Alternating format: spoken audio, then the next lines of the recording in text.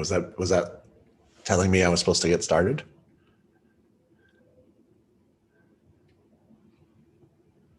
Just 1 minute, Carl. It's just setting Okay. up. Okay, we are live. So that means I start? Yes. We didn't work out our code words before.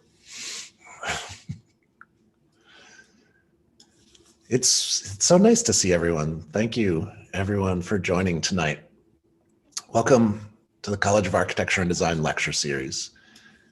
My name is Carl Dobman, and I'm the Dean of the college. A lecture series is an opportunity to invite prominent designers and thinkers into our college and ask them to share their work and their ideas with us. A lecture series is also an opportunity to share our values with the world, all of you watching tonight and all of you that will be watching in the future.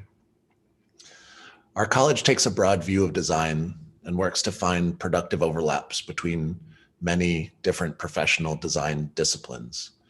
In our college, we explore design at a range of scales through our degrees in game and graphic design, industrial and transportation design, to interior design and architecture.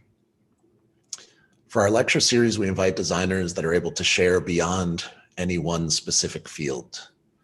We also invite those that can teach us. Tonight's lecture with Chris Cornelius is an opportunity for us to understand design through someone that works with an intense sensitivity to his clients, and I would say clients in an incredibly broad sense, as well as to nature. And while there's specific projects that he'll share, I believe there are even broader themes that we might be able to deploy in our own work in all of those different design disciplines. Chris Cornelius is an associate professor in architecture at the University of Wisconsin-Milwaukee. He's also he's a visiting professor at Yale this semester as well. He's a citizen of the Oneida Nation of Wisconsin, and he's the founding principal of Studio Indigenous, a design and consulting practice serving Indigenous clients. His research and practice focuses on the architectural translation of culture, in particular, Indigenous cultures. He holds a Master's of Architecture degree from the University of Virginia and a bachelor's degree from the University of Wisconsin-Milwaukee. He's previously taught at the University of Virginia as well. He's received many, many different honors and awards. He received the inaugural J. Irwin and Xenia S. Miller Prize, and he was also among a group of Indigenous architects who represented Canada in the 2018 Venice Architecture Biennale. And I followed his work for a while, and maybe I'll even take a brief tangent for a second. So I think I've started following Chris's work through Instagram, which is just to say that for all of the students that are joining tonight, this is a really useful platform to be sharing your work. And we would urge all of you to share more and more of your work through different social channels. I was really captivated by his Domistyle series, his drawings and his models. And they're just an amazing set of drawings and mappings that explore the conventions of representation, as well as it feels like the way that he pulls in other motifs of nature into those drawings. And so if you get a chance, maybe he'll talk about them tonight, but you should definitely check them out. He recently built the Wikiami in Columbus, Indiana. He explored both how Native people see the world and how Native people build. And I think this is also a unique opportunity for us, given all of our discussion about construction and the way that we do the things that we do. His translation deployed both the hand and digital means, and it resulted in an incredibly sensitive project. And I would say it's sensitive to history and it's sensitive to nature. And so I'm really excited that he's joining us tonight. I'm really excited that he's going to share his work with us tonight. So I'd like us all to welcome Chris to the College of Architecture and Design and thank him for sharing his work. So welcome.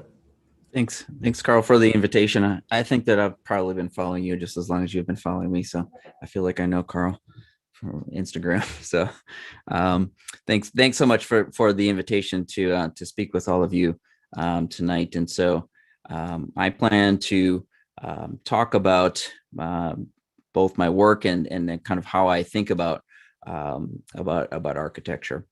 Wat kuf nuela du Chris Nyungets aquahoni wagito loda okele oniata aga the wagadhon choda. So I said in Oneida that I extend my greetings, love, and thankfulness to all of you. I am Chris Cornelius of the Wolf Clan, and people of the Standing Stone is the earth that I come from. So my talk is entitled Design is Ceremony. And so I'll talk about that in a second. But as architecture students, we know this page from Venturi and Scott Brown's book, Learning from Las Vegas, The Duck and the Decorated Shed. So I started to really think about how architecture was being made for Indigenous people at the end of the 20th century, really kind of when I started graduate school at the University of Virginia. And so when I started to examine how architecture was being made for Indigenous clients, I kind of noticed that there were two types of buildings that were being created. The first is a zoomorph. It is a building that looks like an animal. This is actually the elementary school that's on my reservation in Oneida. Was built in the 90s. I didn't have anything to do with the project, but it always perplexed me as a thing. It's a turtle.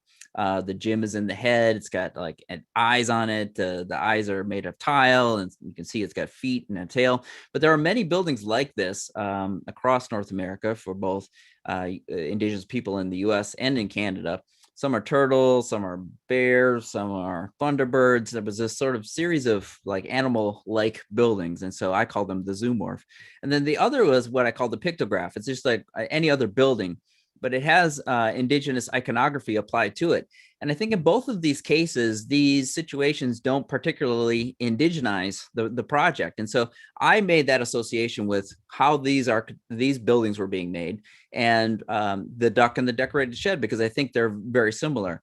And so as a young person learning to design in both my undergraduate studies and graduate studies, I realized that I saw nothing Indigenous. I didn't see any Indigenous examples of architecture. I had to go out and kind of find that for myself. And so I started to really figure out a way of understanding how these things that I'm learning as a student parallel with what I'm doing. And so that's really kind of what started my my career, is that to push back against these two things, that this was the kind of thing that I didn't want to do, and that there had to be a better way to make architecture for Indigenous people.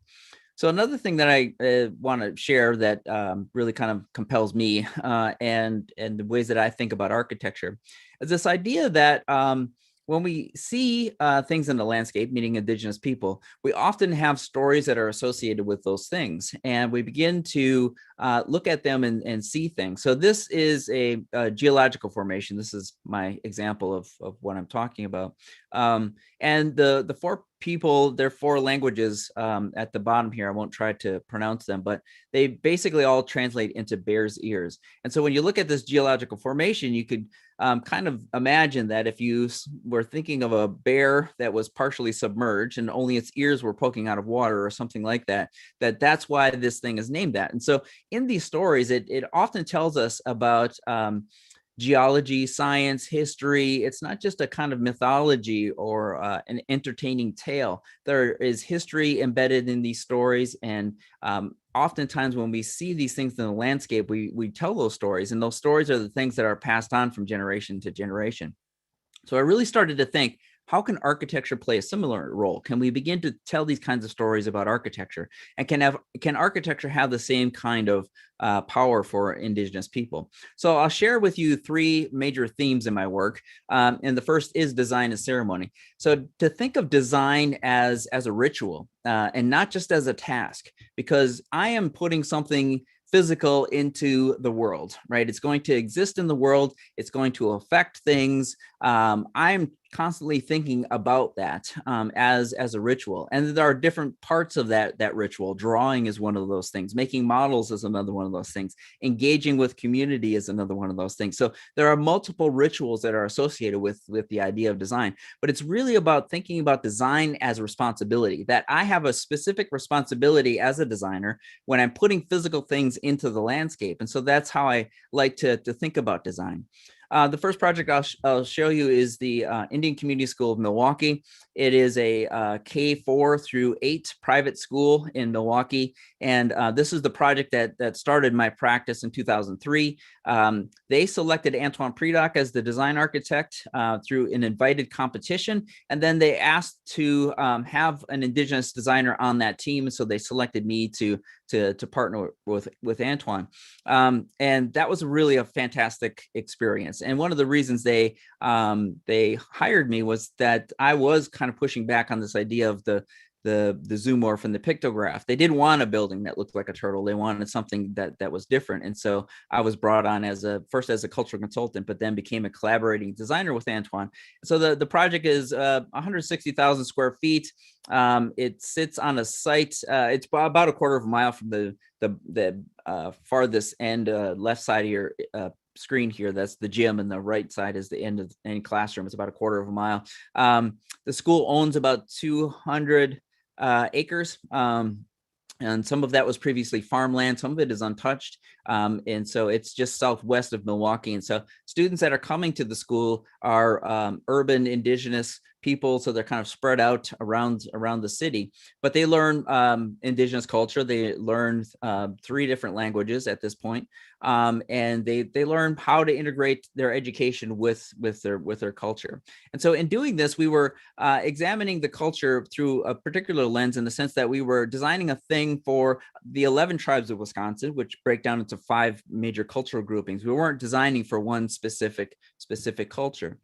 This is the student entrance. We call it migration. And we weren't trying to make a metaphor for a thing, right? We weren't trying to take any of these animals or other sorts of things and have the building formally look like or have that kind of role within it. We started to think about cultural values and how we were going to translate all of those cultural values into different spaces, and how we were beginning to see space and understanding space. So this is the second story classrooms where the middle school is, the 6 through 8. And there are these clear stories that sort of form from lifting the roof and separating it. So we started to think about clouds that began to separate and let light in. The tree columns that you see came from the Menominee Nation of Wisconsin, which is just northwest of Green Bay. So if you look at a satellite photo of Wisconsin, you'll see this very distinct rectangle just northwest of Green Bay. It almost looks like it's Photoshop, but it's actually the Menominee Nation forest. They have always sustainably harvested their forests. They have very high forestry standards, higher than FSC. And so these trees were brought down in a ceremony. They gave their lives to the school. And we understand that, and we're grateful for that. In that ceremony, these trees, many of them are over 300 years old. They're white pines. They hold stories. These stories that they hold are pre-European contact. And so they're put into the building to be able to tell those stories.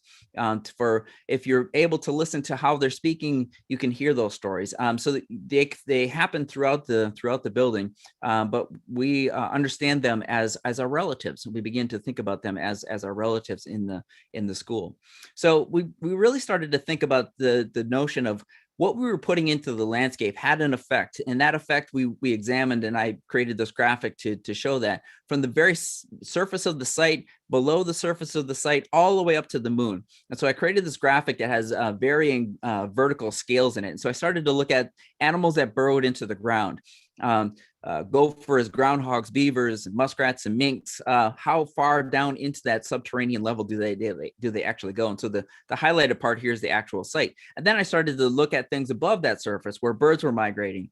It was through this process of researching that I realized that butterflies migrated 1,000 feet above the surface, and I hadn't known that before. So looking at all of the things that migrate across the surface, where geese migrate, where commercial airline traffic happens, where the seasonal winds are, where space travel normally happens, all the way up to the moon. So understanding that what we were putting into the world was going to affect everything sort of vertically within that volume. And that was a graphic that we decided to create to begin to do that. Another aspect about indigeneity that I really kind of want to share and communicate is that there isn't a notion of relationality in indigeneity. And that really means like we think of things as if we were related to them in a familial way. We think of the earth as our mother. We think of the moon as our grandmother. We see trees as our relatives. All living things in the world are our relatives, including stones. We see stones as living. If we think about time and as it relates to geology, it's just working at a much slower pace, but we are related to those things. Another thing you'll see in this graphic that I created, and so when we started to examine those cultural values, we started to make images that were associated with each of those values. And so I created this graphic once we started to have a building and the plan of it. We started to think about the program and what we were calling things. And so from the very beginning, we wanted to strip all of the institutional names of things. We have never called the thing or the place where they eat the cafeteria. School's been open for 14 years now. They have never called it the cafeteria. It's feast. We don't call it the lobby. We call it community. The theater is drum. The stair that connects the elementary school grades to the middle school grades is earth to sky because we see it as a rite of passage. And they still call those elements within the building those things. And so the building, the architecture now has its own type of story. The student entrance where students come in every day and leave every day. Huge event that happens every day is called migration. We associate those names with that. And I named the classrooms with cultural elements that were associated with alcoves that were near them, breakout spaces. And so some of them are wetland animals, some of them are medicines, some of them are trees. So students call them the classrooms their name. They say that you ask a student what their classroom is, they might say turtle. Instead of saying a number or a teacher's name, they say the element that comes from their culture. So we really looked at all of these 11 tribes. We saw that for instance, some animals, some trees, some medicines, they all have them in common because they're Eastern Woodland tribes, but they might have different significances, meaning they might show up in a clan structure, or they might show up in a story or a creation story. So another image that I like to share and think about is the Loge's frontispiece, where this is the origins of architecture, right? And the relationship of architecture and nature is really kind of stated and shown in this particular image. And I juxtapose that with what indigenous architecture actually is, and indigenous architecture as it relates to nature. And so the differences here between these two things is the differences between how we see the relationship of nature to architecture, and including ourselves. I think architecture is a way that we reconcile ourselves to the earth. But in this one, nature is a commodity, right? It's a resource. It's a thing that is in service of, or we have dominion over, and that we use to create architecture. In this case, it's a relationship. Again, we are related to those things, and we see that relationship. We understand that relationship. We think of that relationship. Are we estranged in this relationship? Do we need to reconcile in this relationship? Those are the ways that we see architecture, and how we begin to think about how those things are connected. So it's how I think about architecture. I'm trying to think about it through that lens. And so the differences between these two images for me and our relationships to nature is, in this one, nature is mine, but in this one, nature is me. I'm part of nature. I'm part of that relationship. I think if we started to think of buildings as if we were related to them, we would think about them differently. We would think about the materials we use. We would think about where those materials came from, who made them, who's installing them, what happens to them 100 years from now. Is this building going to end up in a landfill? Are elements of this building going to end up in a landfill, or could they be recycled? So if we begin to think about that as a relationship, that's really kind of what I'm advocating for. In indigeneity, we talk about plants as our oldest relatives. That they teach us things. They're there to teach us things about how to survive drought, or they're there for medicines, or they're there for food. They really kind of teach us things. I think that buildings are our youngest relatives. They need the most care. When we bring them into the world, they need a lot of care, right? They consume things, they breathe, they sweat, they produce waste. We need to think about those things and how we are going to be responsible relatives to them when we bring them into the world. And I think that this is the case not only in projects like the Indian Community School, which is in a rural site, but it's also true in urban situations. We're putting something into a system that already exists. And what is the responsibility that we have as designers to that thing when we put it into that system? When we put that child into the world, how are we going to begin to think about that thing? That's what I really kind of think about in my work. So I'll share with you some speculative work that I did as well. I did this at a time when I didn't have as much commissioned work. I made a series of models where I really started to think about what if I took the sort of role of the architect designer out, and what if I was intentionally ambiguous about who's creating this thing? Is it a person? Is it an animal? Who's making it? Who's building it? And part of that was to think about these things as architectural fiction, much like science fiction, right? Science fiction has enough science in it to be plausible, but fiction within it to be entertaining. So I started to think about the architectural version of that. Could I begin to tell stories with architecture, and could I begin to do these things in a way that wasn't, everything didn't need to be a metaphor for something else, right? The thing didn't need to be a metaphor for something indigenous. But what I was trying to do is to begin to pull out indigenous content and embed these things with indigenous type thinking. And so I started to make these models. Some of them started with drawings, some of them didn't. I used found boxes as the base for them, as if, it's like a site, right? It's a thing that's given to you. You can't expand it. It has a history. Those were the things that I was interested in. The other thing is that I was really interested in like the use of the scale figure. So you'll see in these, I use scale animals instead of scale people in them, because I want to be ambiguous about it, whether a person made it or an animal made it. I want to be ambiguous about the timeline, time frame, the technology involved. Do these things communicate with one another? I didn't feel like as a designer I needed to answer all of these questions before I started making the thing. And so they started to become impromptu type dwellings. Whether someone could dwell in this or something could dwell in that is really not necessarily resolved in my mind, but I was really trying to make these things. The other thing is I was really thinking about this sort of material strategy of working with copper, brass, and bronze. How do I patina it? How do I put it together, assemble it, solder it, and then casting these landscapes out of plaster? So some of it was really just like material explorations that I was doing through these models and how I was beginning to make these things. So like I said, some of them started with drawings. I started to explore them. So I did this, I did a series of these. I probably did 11 or 12 sort of models like this, really sort of expanding what I was thinking about architecture, because I started to think about like everything I was creating or thinking about as indigenous was like some sort of metaphor for a story or something else. And I just kind of wanted to free myself from that to begin to think about that. But what happened was later on, this started to become the basis of other work. And I really started to think about how was I going to translate these things into full scale? Could I begin to do that? And long before I had the opportunity to begin to do that. So I did this, most of this work for an exhibition that I had at our school at UW Milwaukee in 2011. So one of the ways that I began to do this was through when I started to do installation work, and I started to be asked to do installation. So I'll show you, this is actually the second installation I did, but I'll show you it first. It's the Trickster. And so I won a fellowship, or artist in residency rather, for a children's literature garden in Sheboygan, Wisconsin, which is just 45 minutes from Milwaukee. And in that proposal, I talked about the role of the trickster in indigenous storytelling. And the trickster is used for us to be able to tell stories about how we work as human beings. The trickster oftentimes will teach us stories about greed, about excess, about vanity, those kinds of things, because the trickster usually wants those things and then it learns its lesson when it goes too far. And so it's up to the sort of listener of the stories to begin to learn those lessons. So I wanted to create a piece that was a trickster.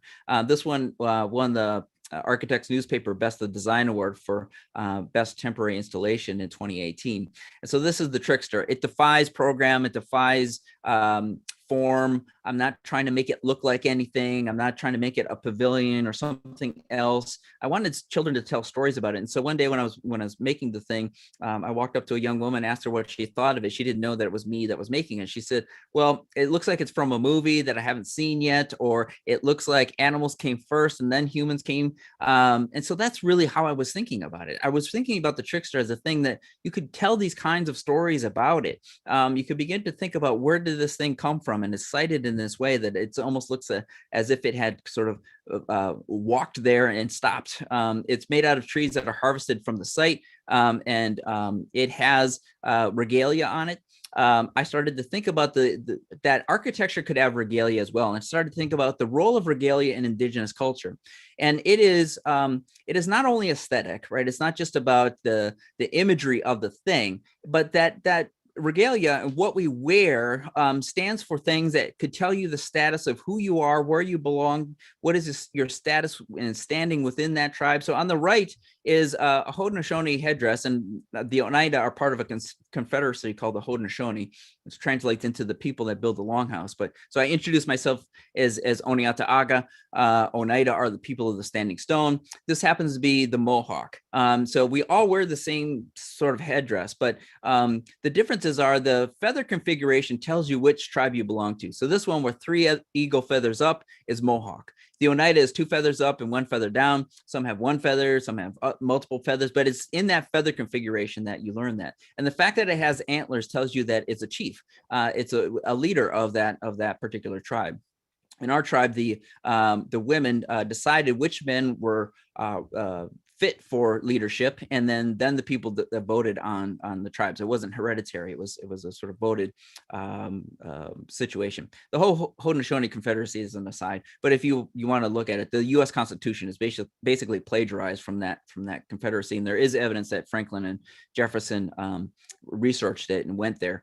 But the whole sort of system is really a confederacy of democracy, a republic that is a series of tribes that work together. But I started to think about regalia, and I think that architecture could have regalia. I think that we could begin to think about it as not just ornament, but it is hyper ornament. It could stand for things, and I don't have to explain or understand what those things actually are. I'm just thinking about the fact that I'm interested in how it meets the sky or how it meets other pieces, or could I start to facilitate some other sort of communication that I don't know yet? Is it some other sort of technology that hasn't even been invented that this thing can connect to? And so that was what I was trying to do with these models. And so this installation is loosely based on that model.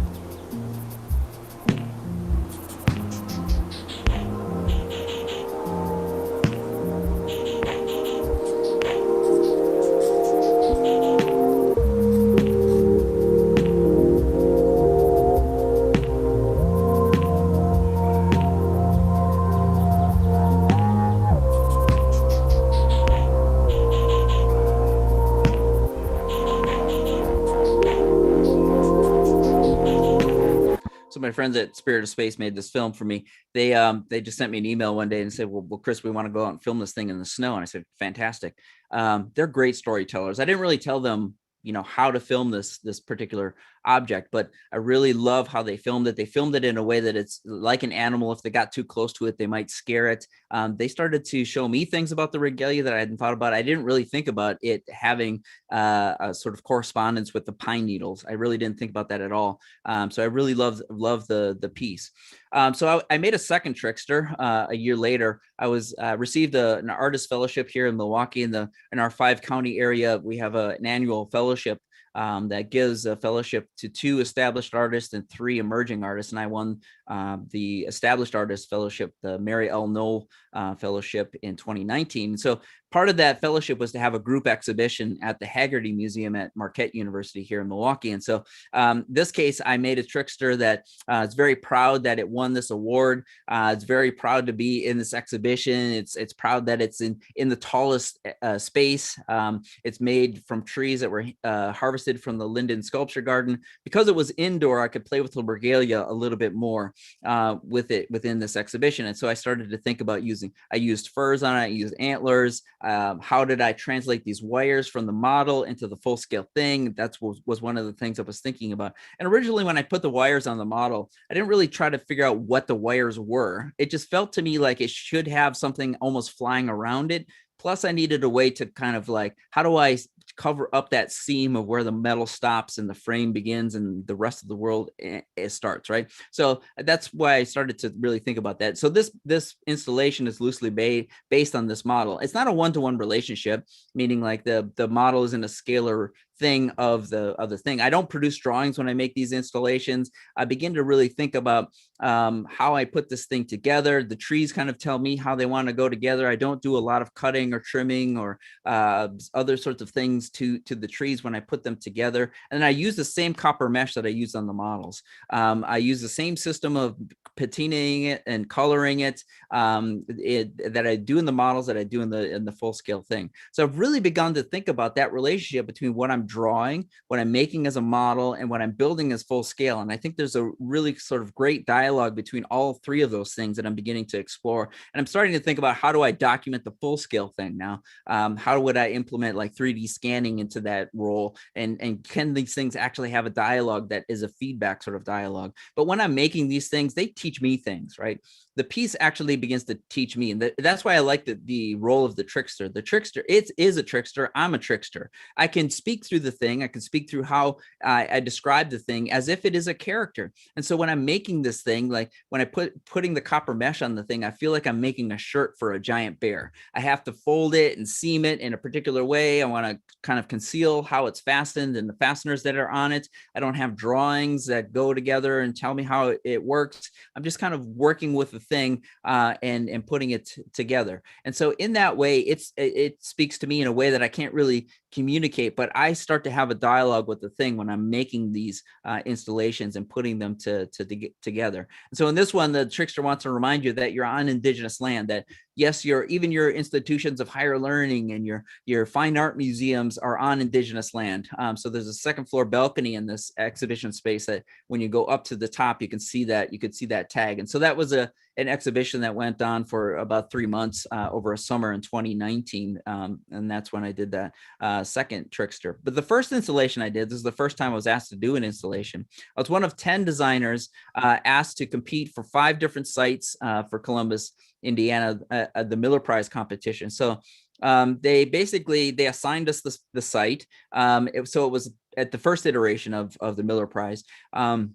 Was a head-to-head competition, basically. And I was assigned First Christian Church by Eliel Saarinen and his son, Eero Saarinen, the first sort of modernist church in the U.S. It really kind of kicked off the architectural program of Columbus, Indiana. If you don't know about the architectural program in Columbus, you should research it. I could do a whole lecture just on Columbus. It's really an amazing place. And so the prize was a budget to create the actual installation. But what I wanted to do was to draw attention to the people that were indigenous to that part of Indiana. That's a history that was erased very quickly. And so I began to do that research, and I worked with people at the Eiteljorg Museum in Indianapolis, and it's the Miami or Miamia people that were indigenous to that area. They dwelled in wigwams similar to this, like many sort of Great Lakes region cultures. And those wigwams were either clad in cattail reed mats or usually birch bark shingles over the sort of sapling structure that was a dome shape that was created. And on the right is their traditional, the Miamia, traditional ribbon cutting art. And I started to talk about in the competition, we had the ability to present the work. And so when I was talking about this, I started to talk about the fact that when we look at indigenous art, what we're actually looking at is usually a kind of abstraction of nature. It's how we understand nature. And we also understand that what we're making doesn't just equal one thing. It could be multiple things that we see, right? So it might be like the eagle feathers, or it might be like fish scales. And so I started to think about like the feathers on an eagle. There's a lot of tectonic and performance lessons that we can learn from it, right? Like the tail feathers are very different because they have to be very swift and fast. And the chest feathers and neck feathers and head feathers, they're all feathers, but they're just different sizes. They have different responsibilities. All of those things I started to really kind of think about, that correlation of the sort of performance of the cladding of the eagle and how it was incorporated in the piece.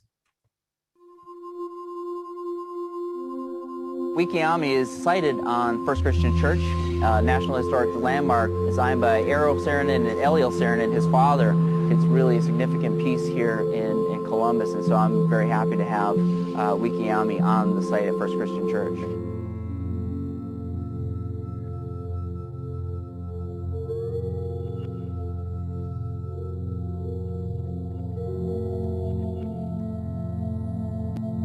Wikiami is the Miamia word for wigwam. which was a traditional dwelling of the Miami people. So I wanted to address the indigenous people of Indiana, particularly this area. And I wanted to make a structure that addressed how Native people see the world, see nature, see building. So what I tried to do is to look at the original wigwam structure. What are the constituent parts of that? Why did they use those pieces? So it was originally a round sort of structure that they used wood saplings that they put into the ground and then bent over to create a dome sort of shape and then clad it with mats or bark. So what I tried to do is to look at how those original structures were made and then to do that in a contemporary way using modern materials.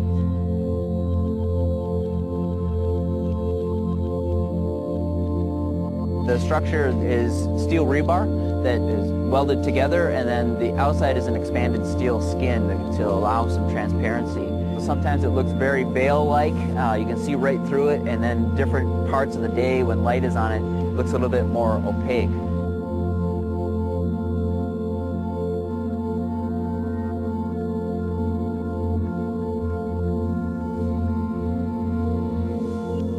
I did read some of Eliel Saarinen's writing, and he talks about nature and how architecture can be sympathetic to nature. The trees here make a very dense canopy.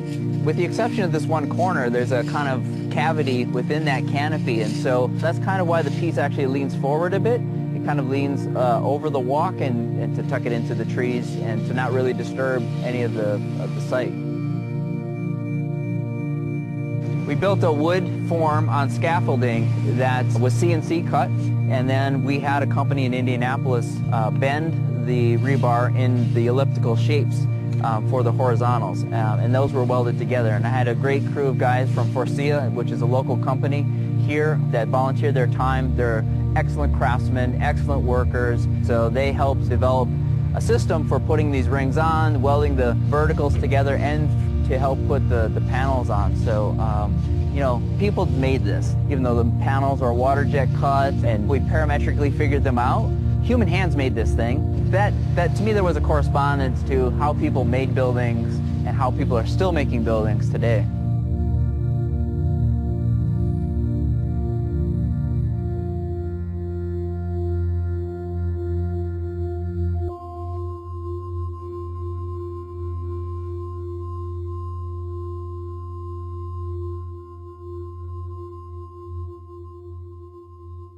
So the piece was completed in August of 2017 for the first exhibit Columbus, which was first intended to last for 3 months, but the piece ended up being there for almost 2 years when they started the second iteration of exhibit Columbus, and they're about to do the third one this summer on the 2021.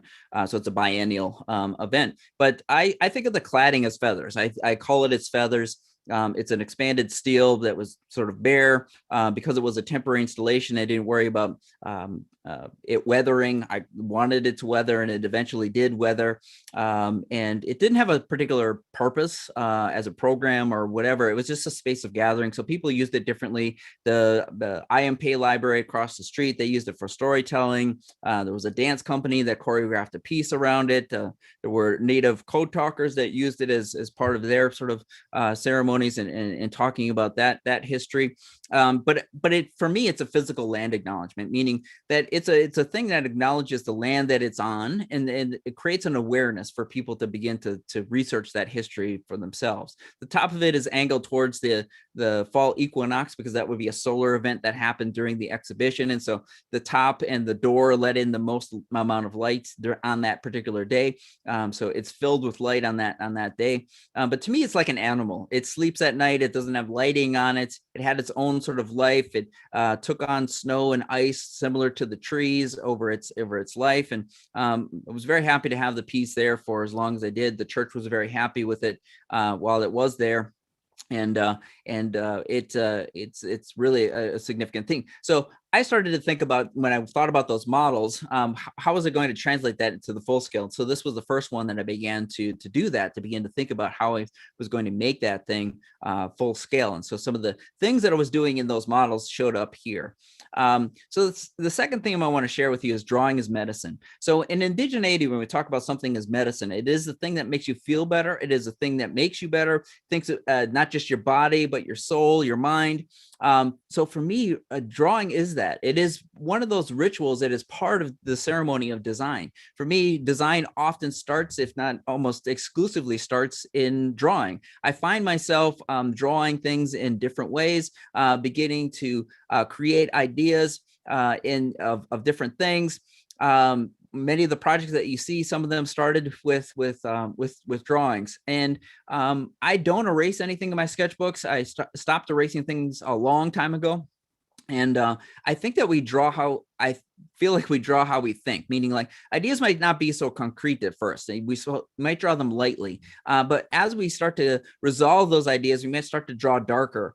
We might start to color them in. So I like to draw when I'm traveling too, not just with projects. So I fill about 2, sometimes 3 of these a year, oftentimes with sketches, ideas, notes, and all kinds of things. But for me, that it's a repository. I do think that if we start to draw things, we can cognitively use different parts of our brains as designers. We can begin to think about how drawing can actually generate ideas, really generate ideas. And that drawing and representation in architecture isn't always just conceiving the designed object and then representing that object, that is actually a reciprocal relationship. So for me, drawing is that thing. And I really started to think about this when I was an artist in residence for the National Museum of the American Indian.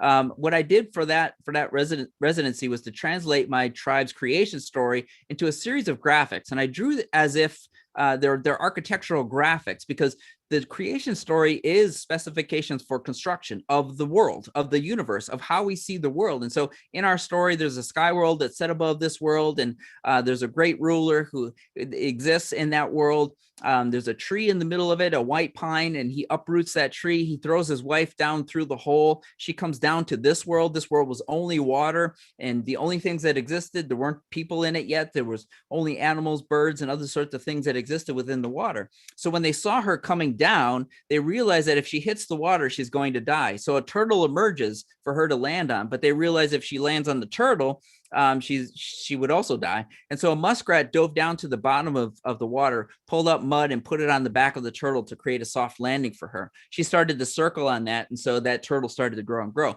So sometimes if you hear indigenous people refer to North America as the Turtle Island, that's kind of why it exists that way, because we see it as the world started on the back of a turtle.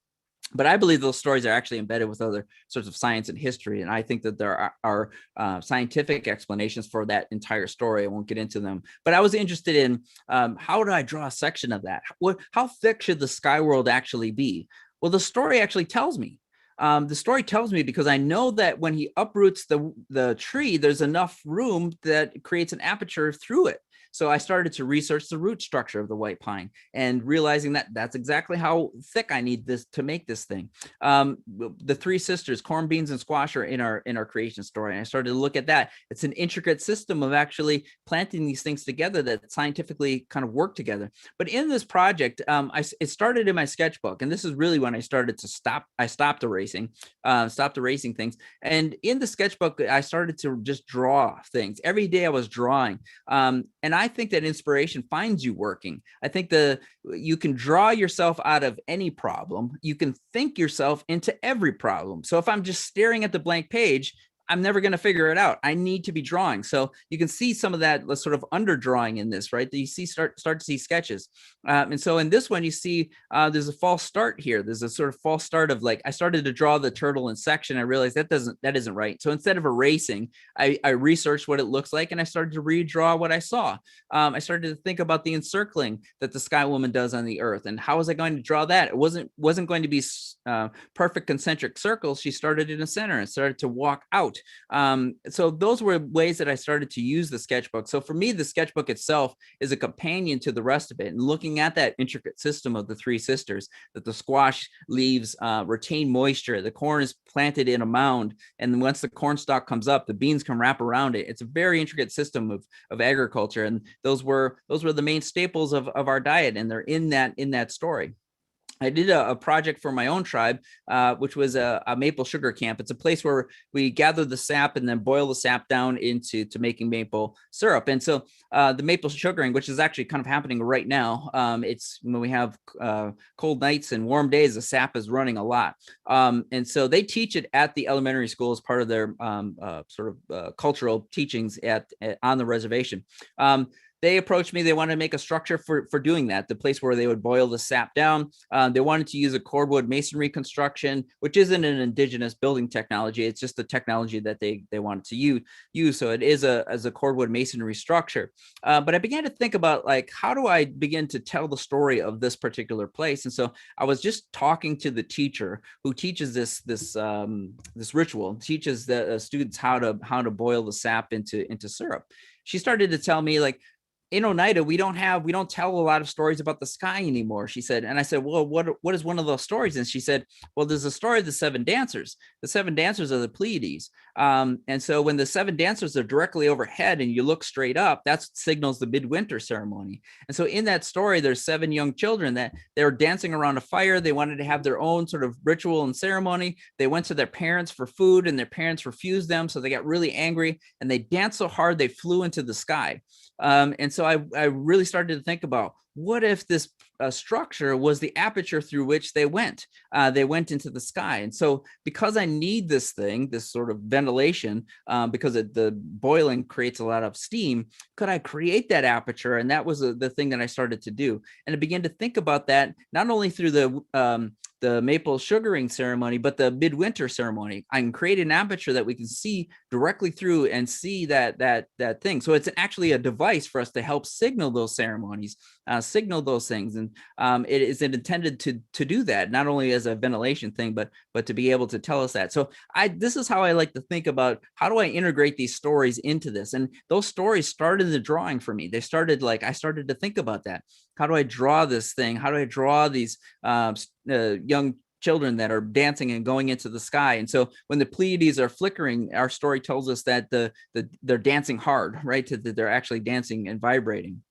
So I created a series of dwellings that I call the moon domiciles. It's not that they exist on the moon, but our calendar in Oneida has, each of the moons has a name. So we just started the maple syrup moon. So oftentimes that name signals things in the environment. It signals rituals or other activities that we would be doing, like planting or hunting and harvesting, the snow. Then there's a resting moon, the great lights that happens in December, January, sort of winter time. So I started to think, well, I don't want to make a structure that is a metaphor of these things. I don't want to make like an analog thing, like a maple syrupy kind of structure. What I wanted to do was to use the wind data of each of these things to help create the form. So that in these things, these structures started in my sketchbook. So I decided I was going to make these all this sort of 4 elevation, that they were going to be the same size. Basically, they were all displaced from the ground the same amount. They all had these antennae. Did they communicate with one another? They all have something at the top, kind of like a headdress. They have a way into them. In this case, I was interested in examining the structure. What if the structure was like deer legs, right? Did this thing actually run and it froze when I looked at it? Could I begin to communicate that? And when I started to draw these, I wasn't erasing things, so you can kind of see that there are notes. Each of these drawings has a lot of under drawings. I call them under drawings because I'm drawing on these things and then kind of going over them with watercolor or other sorts of things. I splash watercolors on them. And so I render the ground in a particular way, but you can see these colored sort of lines that go around it. To me, when I was done with it, it felt like something should be flying around it. And I didn't know if that was a bird. Is it an animal? Is it technology? Is it Wi-Fi signal? Some other thing? I don't even know, but it felt like that's what it was. And so that's why I put it into the drawing.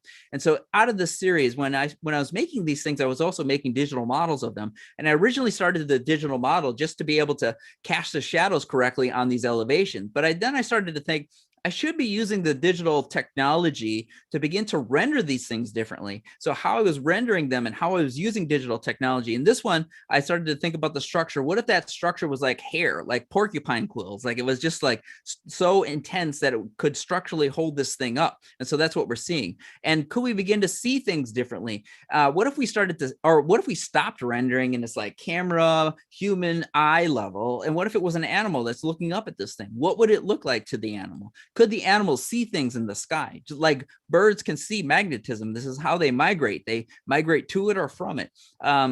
Could I begin to think about those kinds of things in the digital technology? So I did a series of these. There are 13 moons. I eventually want to finish all 13. I'm up to number 9. I've completed 1 through 8. And I kind of select them randomly. They didn't start in that kind of sequence. This one won the CoAD prize for best physical hand drawing that particular year. This one I was thinking about just sticks. Like what if the structure was a bundle of sticks, and what if the thing could collect rainwater? I needed to irrigate it, so the bear is pulling that sort of catch basin out. This is the thunder moon. I created an apparatus at the top of it. That first clap of thunder that we hear, it wakes up the trees and it tells us it's time to let the sap go. Then it's a gift that the trees give us. But what if that clap of thunder happened at night while I was sleeping? I would need a device to hear that. And so I started to think about the deer and how the deer needs to listen for predators. So it's not like it's a metaphor or analog to the thing. The thing came first, and then I thought about that association. So I put it into the drawing. I started to think about these things, like in this one, it has like a chimney or a hearth. I'm kind of intentionally being ambiguous about it. Is technology advancing, or is there a time frame for these things?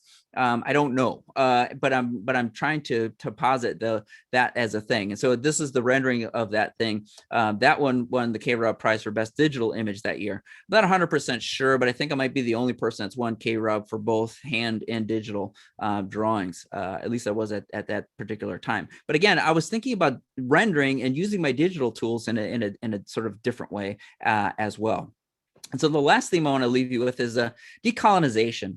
And what do I really mean by that? And there are a group of us that are Indigenous architectural educators that recently have sort of like come together and started to think about this idea of decolonizing, because it is a term that is starting to be thrown around a lot. And I'm afraid that it's going to be misunderstood. When I talk about decolonization, I am specifically talking about Indigenous people in the US and Canada. I'm not talking about anything else.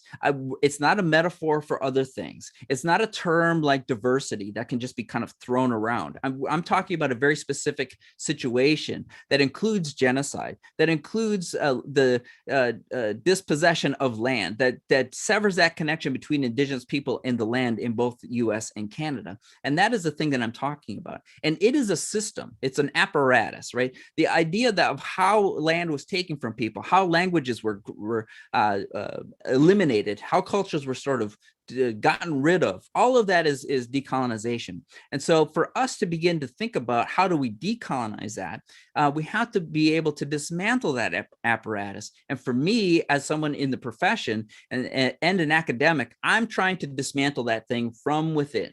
So to help understand what colonization actually is, I borrow these terms from Linda Smith's book, Decolonizing Methodologies, and she's talking about how people are researching Indigenous cultures. And she comes up with 3 things that are part of this vocabulary of colonialism. The first is the line, the map, the surveyed territory, right? So to say, this is the US or this is the Louisiana Purchase, and go out and survey that.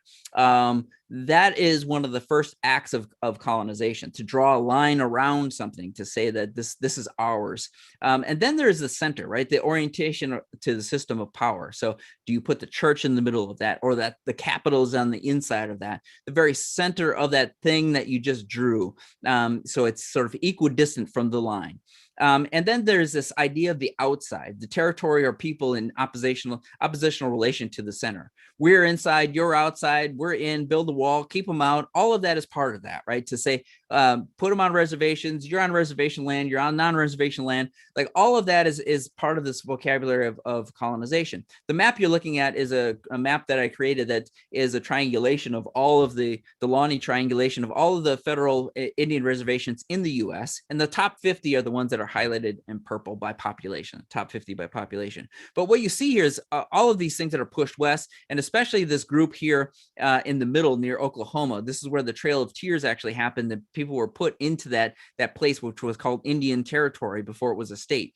All of this is part of that system of colonization. And the way that we decolonize is to keep these terms in mind. And when they show up, we need to get rid of them. We need to pull them down. We need to rethink them.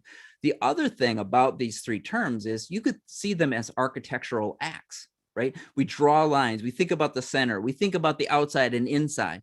So could we begin to think about how we teach architecture differently to begin to decolonize that, to begin to understand how this vocabulary has created a system that we kind of exist within? And the thing that fuels colonization is this lack of empathy. It is a thing that colonization feeds on. It continually feeds that fire. So the more that we're empathetic with one another, the more we start to decolonize, the more we start to break down these boundaries. And so while decolonization is relevant for Indigenous people in the US and Canada, for non-Indigenous people, it is this idea of empathetic design. How do we begin to design in ways that we understand where other people are coming from, that everyone's situation is not the same, that we all ended up here in different ways. My people came from the sky. Some people came on boats. Some people came here forcibly. Some people were shackled and brought here and sold. Like we're all in this land, in this territory for different reasons. So we have to think in an empathetic way. And so I'm advocating for us to begin to think about that when we think about decolonization. So the last project I'll show you is a research project that has been ongoing and originally started with a grant that I got from UWM, the graduate school here, to research the indigenous occupation of Alcatraz Island, which happened from November of '69 to June of 1971. And this is a time when Alcatraz Island was decommissioned as a prison, was put into the federal land surplus. There was only one person that was a caretaker on the island at the time.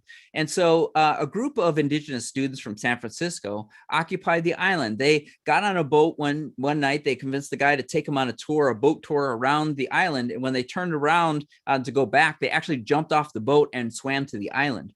And the reason they occupied it was because of the Treaty of Fort Laramie in the 1868. I could be wrong about that date, but the Treaty of Fort Laramie between the Lakota people and the U.S. government stated that the U.S. government said, any land that we deem a surplus, you can have it. So that's why they occupied the island, because it was federal surplus land. And when they occupied it, to me, this is a really interesting part, that when they occupied it, they didn't want it for like financial or political gain.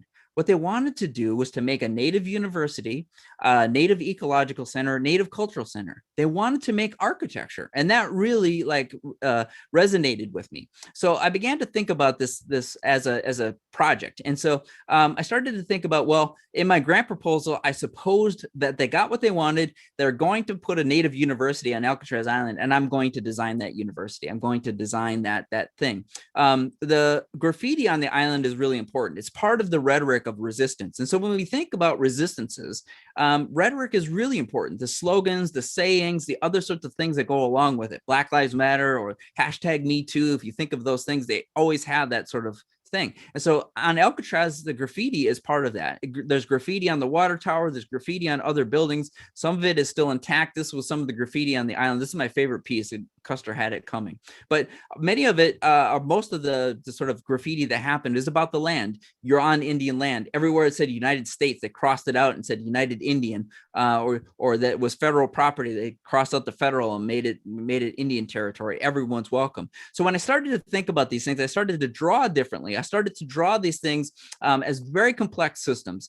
I'm just really thinking about all of the complexities that went into why they occupied the island and the indigenous issues that go along with that. And so I started to make these thematic drawings. This one is called trajectories. So I'm thinking about all kinds of trajectories. The first thing I did was I drew every edge of every building off of it. I started to think about the trajectories of sound, of wind, of the sun patterns, of larger scale things. So scale is irrelevant in these drawings. There's multiple scales within them. I draw them on Mylar, I draw on the front and the back. I draw multiple sheets of them. I don't overly compose them, but I do draw indigenous issues in each one of these. And so I started to think about trajectories of death, like the idea that the Trail of Tears was a trajectory of death, or how my people came from New York State, where we're indigenous to Wisconsin, where I grew up on our reservation, and starting to think about that as a series of trajectories. This drawing is called territories, and I started to think about all of the things that are associated with territories. I'm using maps, I'm using geological maps, vegetation maps, landscape maps, all of these maps that I got out of the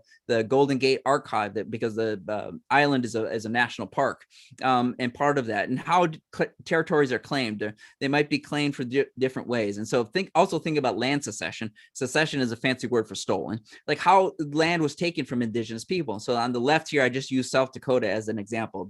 This large territory was called the Great Sioux Territory. And then the federal government came in and said, you can't have all of that, you can have this. And so I put another gray layer onto that. And then they said, you can't have that, and you can have this. And so I put another gray layer on that, and another gray layer. And then the yellow boundaries here are when the federal Indian reservation boundaries were made. When my people went from New York to Wisconsin in the 1820s, we purchased the land with the Menominee people. So we purchased this much of Wisconsin. It was before it was a state. Federal government came in 1831 and said, you can't have that, you can only have this. So we purchased that land in 1831. And then in 1838, they made the federal reservation boundary where I grew up here in Wisconsin. And that's it. And then we purchased that land. So we purchased the land that we're on 3 times. And then the Dawes Act in the late 1800s took all of that away. Took the land away by giving it to people, but not telling them that they had to pay taxes on it. And so that land was taken away. We don't own all of the land within the reservation. We don't own all of the land within that boundary. I don't know what the percentage is. It's less than 50% for sure. But we don't own all of the land within that. So I'm thinking about that within this drawing. I'm thinking about things like Acoma Pueblo. We don't talk about these settlements as the first cities in the U.S. We don't talk about pueblos as some of the first multi-story buildings that have infrastructure in them. We don't talk about that in our architectural courses. We don't talk about Chaco Canyon in our building technology courses when we're talking about masonry. This is masonry that's so sophisticated it rivaled what the Romans were doing, and there's no way that they could have communicated with one another. So we don't talk about that as part of our architectural history. In this drawing, there are petroglyphs. Petroglyphs are ways of claiming territory. And then there's also this date here that's indexed 1229, 1890. And that is the massacre at Wounded Knee. So the important thing here that there are several important things here in this image. One is that the people that massacred these other people, this is the US government. This is the United States Army right here. They killed over 300 people on that day, unarmed people. And of that 300, more than 200 were women and children. The men were out fighting the army in other places. And this is in the dead of winter. And so they buried them in these mass graves. And so when things like the Dakota Access Pipeline happen, and they have archaeological reports that say our relatives are buried in this land. So it's not just about the contamination of the water. It's also about the fact that this is where people are buried, and they're running a pipeline through it. But you have to really understand that this is just a microcosm of the relationship between the United States and indigenous people in this country. 1491, we're about 100% of this population, and now we're barely 1%. This is how this happened. This is part of the colonization. The colonization also includes genocide. And we have to have that discussion. We have to talk about it in order to get anywhere near reconciliation. We have to begin to understand that. Our country has a very complex and sordid history, and we have to be talking about that history. And we have to be talking about indigenous policy in this country. And we have to begin to think about what that actually means, and how do we begin to get beyond it? How do we start to move forward? And I don't think we can move forward until we have those conversations. So the drawings are intended to kind of bring up the complexities of that. And so I'm in this stage right now where I'm doing form studies of this university. But I want to sort of leave you with a couple things. One is that these 3 things, design is ceremony, drawing is medicine, and decolonization. I think that this could be a curriculum. This could guide an entire architectural curriculum. We could begin to think about these things. So when I teach studio, I'm not teaching normally I'm not teaching indigenous content. This semester at Yale, I am. But normally I'm not teaching indigenous content, but I am teaching students about different cultures. I take students into African-American neighborhoods in Milwaukee, Latinx neighborhoods. I teach a studio about hip hop. I talk about hip hop as if it's a culture, and we use these things. I use drawing. I use the idea of design as ceremony. We start to make things. We start to build things. We think about the different rituals of how we begin to design things. And when we start to talk about what are the sort of social, economic, political, demographical things that are guiding the ways that these places ended up the way that they ended up. Because I think that we can layer these things into not just our history courses, but our building technology courses. When we talk about materials, when we talk about human comfort, what does that mean for different people? This is how we could begin to think about that. So the last thing I'll leave you with is this. This is the two-row wampum belt from 1613. And it was basically a treaty, and it is a treaty, between the Dutch and the Mohawk. And the Mohawk are my Haudenosaunee brothers and sisters. But what they realized was they had to figure out how to coexist in the land that they were on, that they had to work together. So they signified it. The Dutch wrote a treaty, everyone signed it. But the Mohawk made this wampum belt with these two rows on it, the two dark rows.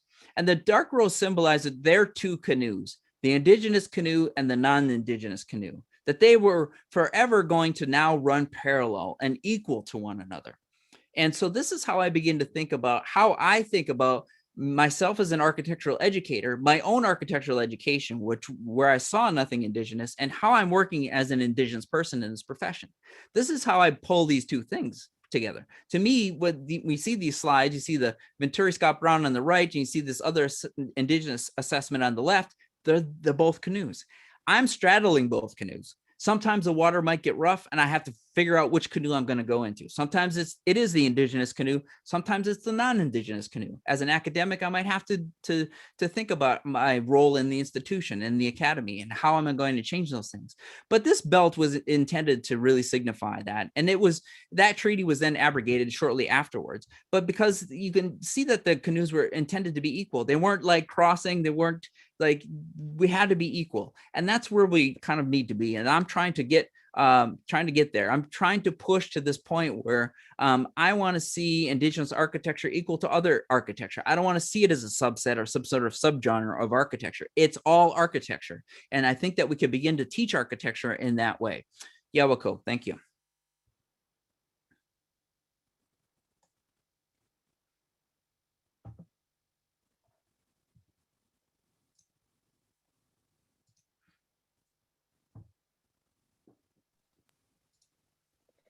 Chris, thank you so much for such a generous lecture. I really am grateful for the way that you both shared the stories that are embedded in your work, the way that you shared the stakes of your work, and also the way that you shared your process, how you think about drawings and models and how you work through ideas in that way. And I think that's especially exciting probably for all the students who are watching right now. And so I'm hoping students please ask questions in this session. This is really for you. I also want to let the folks know on the YouTube that you are welcome to ask questions in the chat, and I will ask them to Chris. So I'm watching that chat as well. And I'm seeing just so many comments in the sections, just thanking you. So I'll ask the first question as folks are formulating their own questions. I was thinking about the way that you were using drawings to talk about the kind of larger vectors or the larger kind of trajectories that your work is relating to, thinking about like that long section that sort of like stretches from the earth to the sky, or the drawing that we were talking about, imagining something like flying around the building, right, with it, which then sort of becomes embedded into your architecture. And I was starting to sort of imagine your installations as kind of sensing devices for sensing these kinds of trajectories. And I'm just wondering if you think of your architecture in that way, if you think of your architecture as a kind of development of devices for sensing these kind of larger systems. I absolutely do. And so I didn't show it, but one of my favorite images that someone took of Wikiami was to see the top, which it does have regalia in it. You see the top of it and you see Saarinen tower, which is an extraordinary thing. I just like, that's an amazing building. And I was really sort of fortunate to have that site and to sort of have that. But I started to think about, what if I'm making a thing that allows those two things to communicate now? They might speak in a language we don't understand, we would never understand. But if I don't put that thing into the world, I don't create that possibility for these things to communicate. There are parts of our culture, and so I like to refer to indigeneity through academic lenses, meaning like you like to use the terms ontology, and I like to use the terms epistemology, right? Like ontology is like a system of being, that there is a very specific sort of indigenous ontology. And part of that, and then the idea of epistemology are like ways of knowing and knowledge, that there are ways of knowing and knowledge in indigeneity that have to do with things that are not material. They might be spirits, they might be dreams, they might be other sort of things that defy explanation. And so as a designer, I'm really interested in that. I'm really interested in like, can I put a thing into the world that might communicate with something? I think that it can. And then I'm also, because you referred to the drawings, I'm really compelled and sort of put this challenge to myself, but I think that anything can be drawn. Anything can be drawn. And I think digital technology actually helps us with that too. But could we begin to, this is why I like draw these weird trajectories around things. And also as designers, I'm trying to, in ways that, and this is an observation that other people have made about my work, and I really love it, is that I didn't really think about it when I was drawing it, but I'm trying to decolonize that line, right? By decolonizing the line, I'm not always saying that line is a thing. In architecture, it is, right? And those things have a role in our contract documents. A line is a wall, or it's a surface change, or it's a material joint, like it has contractual obligations. But in the creation of that thing, the line can be many things. And so the complexities of the drawings, I'm trying to just like say, wow, this is a really complex topic. And so how can I draw this in a complex way? And so I do teach my students how to draw in a similar way, to help them begin projects, to think about complexities of topics, to begin to think about that, also to teach them their own subjectivity. Like we don't talk about that a lot in architecture schools, I think, is like, how do I know what I like and why I like it? What I don't like and why I don't like it, to help to draw that in. But so both the full scale things, the models and the drawings, I feel like I'm trying to set up communication protocols, maybe I would call it, that I don't know what they are, but I also feel like I don't have to answer that as a designer. What if I put this thing into the world and then I think about it, instead of like figuring out what it is and then drawing it or making it or building it. Thank you. So if folks want to ask a question, if you want to be unmuted, just raise your hand and I'll unmute you, or feel free to also just type it into the chat. And I think, Emily, we also have to, there's a group of students that are leaving. They have another lecture after this one.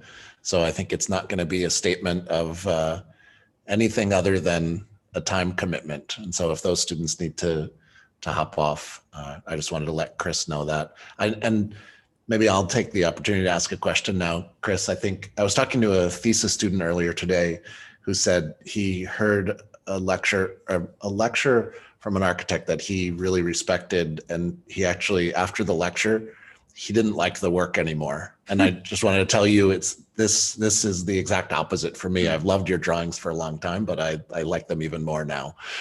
Thanks. And some of what you're doing, and maybe there's a little bit of bias in the word that I'll use, but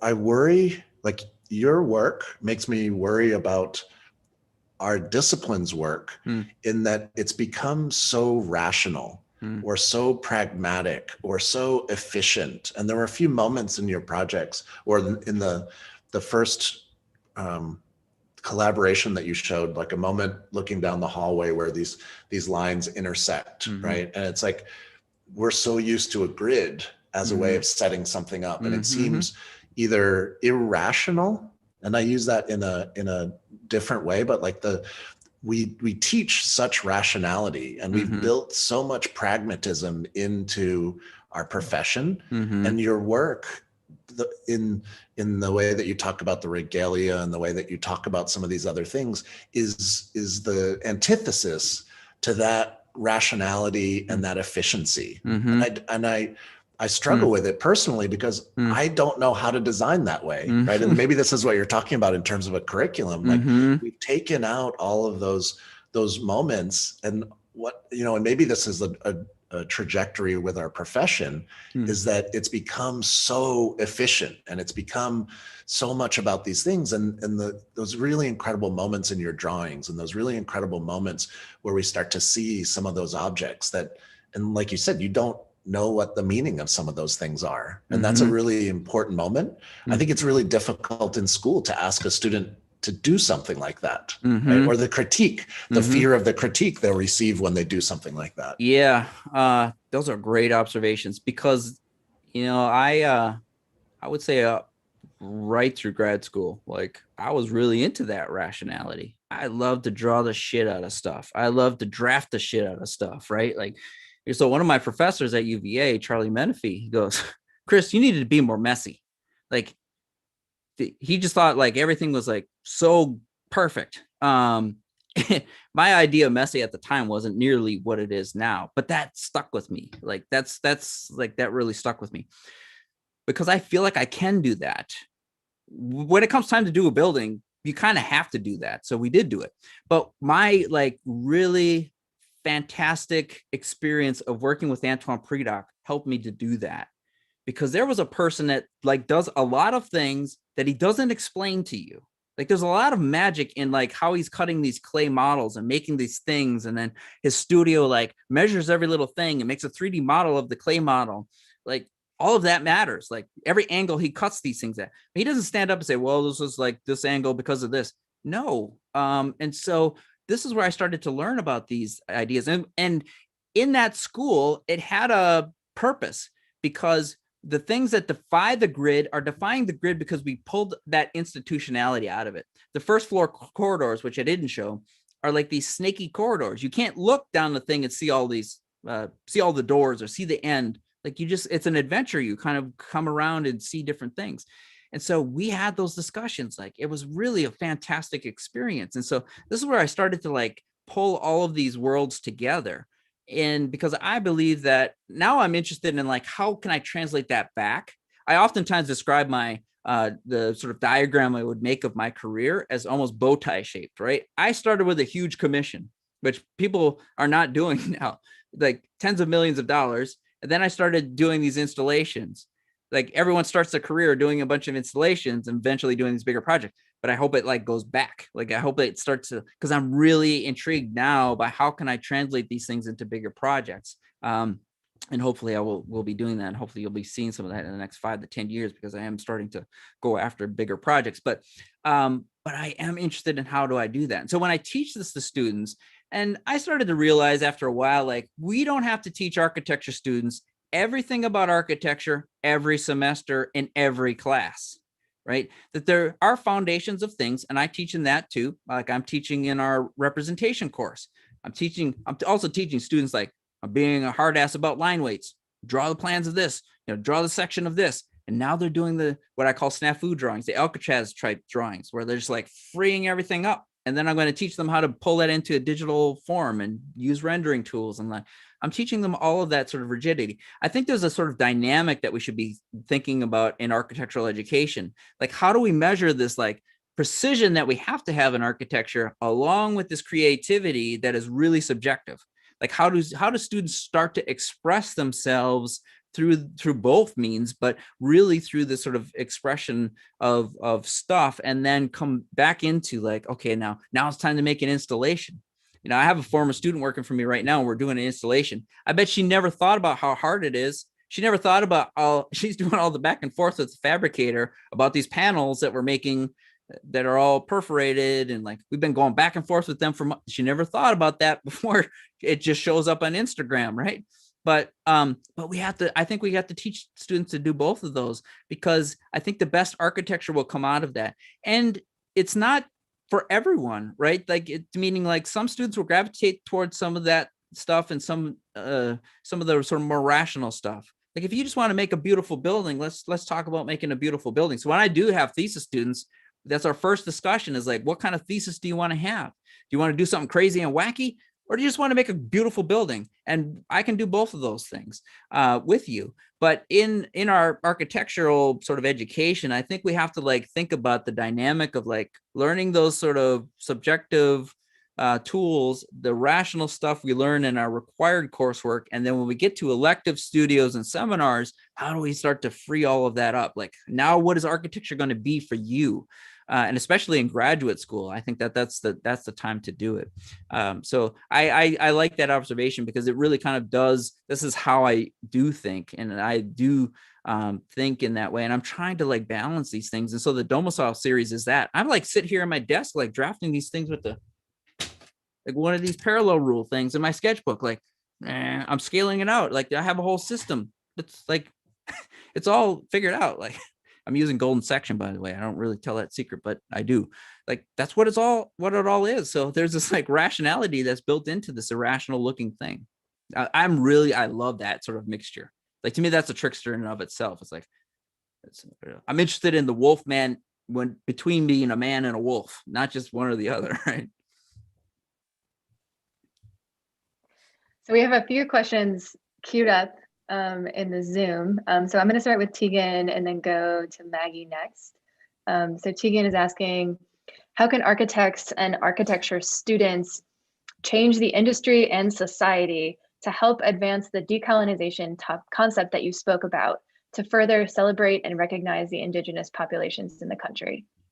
So this is something I'm really like currently thinking about a lot, and I'm thinking about with my other indigenous architectural educator colleagues. There's like 5 or 6 of us.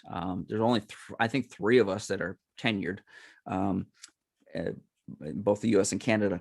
But I think I'm at a point, and I'm just kind of thinking aloud, like if I were to build a curriculum of a school, I think it's important for architecture students to understand the history of indigenous people and the land. Like, should you really, to be honest, everyone should take an indigenous history course, just one course somewhere in your education.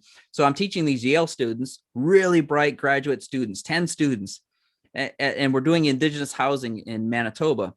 And a lot of the beginnings of the semester, I realized like I have to teach them a lot about indigeneity in general. So we're doing a lot of readings of other sorts of things. But then just like last week, I had this thought like, this is really hard. Like, why is it so hard for me? And then I thought, well, through kindergarten, high school, undergrad, a year or two of graduate school, you saw nothing indigenous. You never learned anything about indigenous people in the US, Canada, wherever. That's not my fault. That's not their fault. It's kind of the system's fault. So if we were to think about that, meaning like, should we be requiring students to do that? I think what we should, because of this, because it tells a lot about indigenous people's relationship to the land. If we're putting things into the landscape, into the built world, into the environment, there are lessons there for all of us. I think we should think about sustainability differently. We would think about building technology differently. We would be thinking about how we make cities differently. I think cities are living things. It's not just like urban things. I mean, ex-urban things. It's also urban things. That probably should be embedded, because that sort of history is an important thing. So I encourage students to a couple things. One, you're the future of the profession. The profession's going to go how you push it. And we're at a point in time too, when baby boomers are going to start retiring. You're going to be a big part of that machine. So think about where you want to push that machine. Think about how you want to practice architecture, how you want architecture, what role do you want architecture to have in society? And we're having this sort of social reckoning now. So now might be the time to start pushing it in certain directions. The same thing goes for your education. Like, start to ask these questions. I really love that a lot of the sort of social justice statements that have come out of architecture schools are originating with students. That is amazing to me. That is really that encourages me. And so I think you should do it. Like, students should get together. You're very powerful as a voice. You should be beginning to think about that. How do you pull these things into your education? And you could ask the question of saying, like, why haven't we been taught this? Right? Like, why haven't we been taught this? And that could be your stance, not this just like make the list of demands, but just to ask the fundamental question of the both the profession and academia. How do you get those things into your knowledge base? Thanks so much. And I hope students were listening there. So I'm going to ask Maggie's question next. There's also some questions in the YouTube, so I'm bouncing. Okay. But Maggie is asking, can you speak further on how your work is able to subvert the obligations of quote unquote formal architecture, program and form? I think that I just had laughed to myself because I thought of two like dictums in the world that ruined everything. Form follows function is one of those. You put form in a compromised position, and it's to say that you wouldn't make something functional.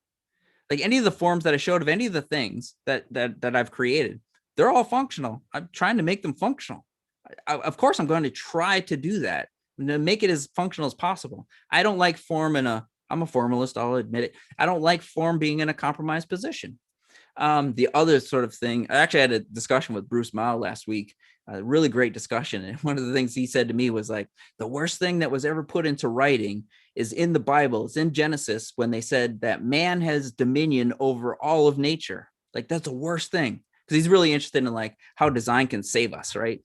And I think that that's true too. But I think that so when I teach students how to make these weird, wacky forms, we're also examining the thing, can the program fit into it? I'm using computation to help them kind of figure that out. I think there are ways to do that. And I learned this from Antoine too, because while he was making these weird clay models, he doesn't just like make them. He has people in his office that like put all the program out. Like we have all these discussions with the teachers and the staff and how we think things should be adjacent to one another. He's looking at that thing while he's cutting the clay so that he knows that those things can fit in there. He makes a sort of scalar relationship between those things. So I know it can work. That's where I kind of learned how that can actually work. But when it comes to student work, I think you should be good at both things, right? Like, maybe in your first year or two, you figure out how to make these like complex programs and how to put them together. And then, when you're a junior, senior, and starting to advance in your design education, that's when you start to say, okay, I can do some formal, cool stuff. And then I figure out, now that I go back and figure out like, how do I clad that thing? What should those materials actually be? What's transparent? What's opaque? What's hard? What's soft? What's shiny? What's dull? That's how we should be thinking about these sorts of things. And this is where I hope to, like, the Alcatraz project for me is like, I'm really I'm trying to make a building that looks like an animal, not like in its sort of like just texture and pattern and surface, but really like an animal. When you're standing at the Presidio and looking at the Alcatraz, and certain days is it sort of shiny and like weird. How can we begin to do that? So I don't know the answer to that, but to me, yeah, I think that, I don't like form being compromised. So it's not a this versus that discussion for me. Form always wins. Thank you. Okay, we have one more question in the YouTube that I'm going to ask from Rose Vito. The installation at the Christian church, it's a beautiful piece. What did you learn from the construction process of that installation? The wood frame seems to be its own object. It seemed to be in opposition to the concept letting the process inform the architecture. Yeah, that was my first installation that I built. And so early on, I realized, whoa, this is a big deal. Um, it's not like anything I've ever done where I had to create a set of drawings and a contractor bids that and then they build it. I didn't have the budget for that. The wood frame itself, that thing, the amazing part of that whole scenario was that took 3 weeks. And then the actual steel took 4 days. We did just all night welding that thing together. And if you look at the video and the time lapse, you'll see how quickly the wood comes apart. It's just like the guys love tearing that thing apart. I actually wished I could have burnt it, I set it on fire, but of course they wouldn't let me have a fire. But we did have to really think about how we were going to build this thing. There were a couple of structural engineers told us, well, you can't even build that thing without a column in the middle. And I said, I need a different structural engineer. So we figured out that if we made it in this way, welded it together, it's basically a big sort of mesh truss thing. And when the wood went away, they were scared to take it out because they thought the thing was going to fall. But yeah, it was its own sort of thing. So I just learned a lot about that whole process of what it takes to fabricate something, how much that actually costs. I had 600 hours of volunteer time for this company, Forcia in Columbus. I could have never made that thing. Our budget for the thing was $70,000. If I was going to go out and build that thing now, it easily cost $250,000 or more. You couldn't do that for that. So I learned that, okay, there's a certain level now of okay, I know what the budget should be for the size of installation. If I'm going to make it, or if I'm instructing other people to make it, I learned a lot about that. I also learned some very important lessons because the fabricator of the panels backed out on me, didn't return my calls, nothing. Zaner Metals, by the way, they're on my shit list forever. Just backed out on me. So now I had to figure out, okay, I got to find another fabricator. I got to pick another material. All of that had to happen on the fly. And I had to act like that's what I always wanted. But I knew the kind of quality of metal that I wanted. I knew so I had a budget I had to meet. All of these moving pieces were moving. It's an interesting process because it's the process of making a building is years. So when we started designing Indian Community School to when it was built was 4 years to when they opened the doors. And this installation happened in 4 weeks. So I love the process because it's so fast and you get to see things really sort of quickly. But you learn a lot of architectural lessons for sure in that process. Carl, can we ask another question? I don't know why. Can we ask another question? We have one more. Go for it. Okay. So this one is from Eli Liebenow. And I don't know Eli, but I'm guessing that maybe Eli is practicing. Oh, you do? Yep.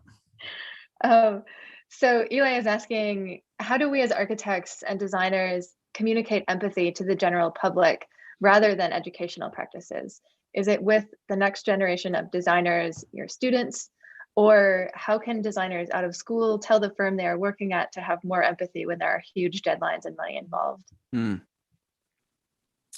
That's a great question, and it's an important question. I think if you're communicating empathy, I mean, the audience has to be in a position to receive that message, right? If the principals of your firm are the ones that are making those kinds of decisions, that's kind of where it starts, I think. And I'm seeing more of especially big global firms like Perkins and Will, for instance, they're really sort of trying to do the right thing most of the time, as much as they can. And they're trying to make those things sort of cultural within their practice. So I think that it's a matter of just kind of keep pushing the message. Sometimes it might not be receptive. And so you decide for yourself whether you need to move on to a different situation or just, repeat that message in some other sort of venue. But it's in the rigor and repetition of continually keep beating that drum that's important. That's one of the things that I've learned, and it took me a while to really kind of see myself as a kind of activist, even like say, okay, I got to teach these really sort of important lessons about indigeneity in order for people to kind of understand the work and understand how I'm thinking about it. So I think that if we're going to advocate for radical points of view, which I think might be a quote from Buckminster Fuller, but we have to keep doing that. We have to be like, if you know Buckminster Fuller, he's like kind of a crazy guy. Like Ed Ford, one of my other professors at UVA, told me a story about when he met Buckminster Fuller, and he said, Buckminster Fuller said to him, son, do you know that you have 10,000 radio waves passing through your body? Like, like being that kind of like insistent about a thing. Like any of the architects I think that you admire or revere and want to study are people that have just like been very consistent with like what they do and how they do it. And I appreciate that. I like respect that. Whether I agree with it or not, I respect it. Thanks, Eli, for the question. Thank you. Okay, I said there was one more, but now there's another that's an interesting question. So I'm going to ask it also. Are there any, so this is from Aaron, are there any parts of an approach of abstraction that are contrary to your work? How would you say the process abstraction differs from representation or metaphor? So if I'm understanding the question correctly, I would say that there are parts of abstraction that could be contrary to the work. And those are ones that fall into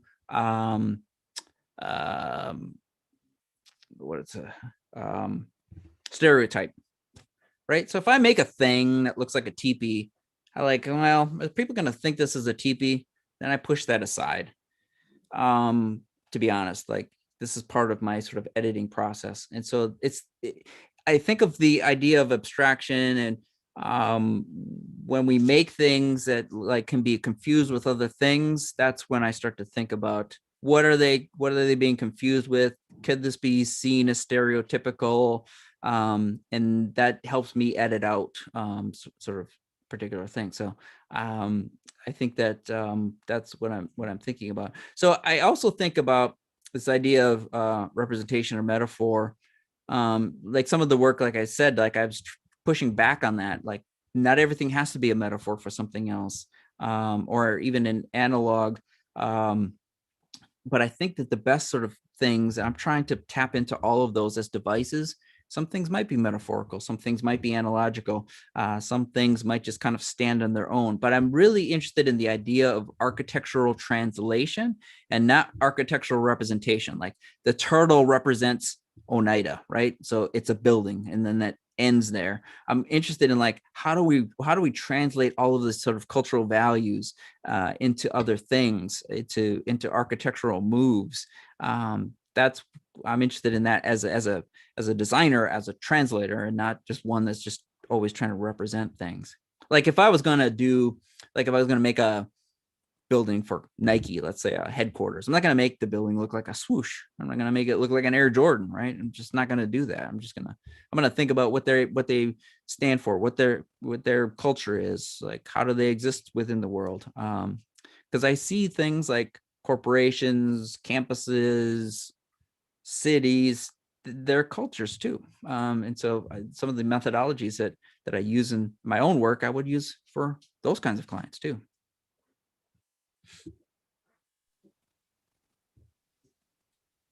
Thank you. Sure. Just checking. Okay.